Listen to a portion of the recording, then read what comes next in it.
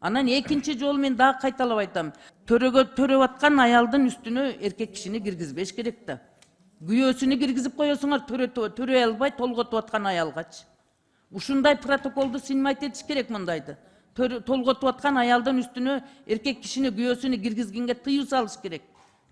Бул мусулманчылыкка да туура келбейт, жанагы христианиндерге деле туура келбейт. Себеби кайсы жерде аял киши төрөгөндө толготуп атканда эркек кишинин барын сыртка чыгарып туруп анан аял кишилер төрөтөт да.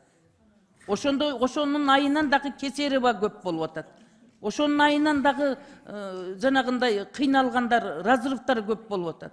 Бул уят эмес, бул уят сөз эмес. Бул реалдуу жашоодогу кыз келиндердин ден соолугунун жоголуп аткандыгы, төрөттү туура эмес болуп калып атат. Бул биздин ошон үчүн ушул маселени дагы сиз караңыз протоколду. Надира Разимовна, бул жана партнерду деп коет, аны биз отмент еттик.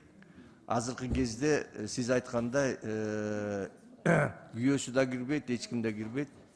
Мурдакы системага келди. Биз ал системаны партнер дегенди отмент еттик. Балам, ат документтин баарын көтөрүп.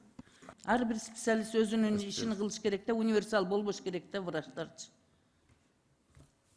Рахмат. Рахмат, Надира Разимовна. Бүтүр дей бересиң. Элдер сүйлөп атат, унчукпайлы отурушат элдерчи. Микрофонду чурпаң. Рахмат. Эч кандай аллергия жок. Мына регламент боюнча болуп атат бардыгы. Рахмат, Надира Разимовна.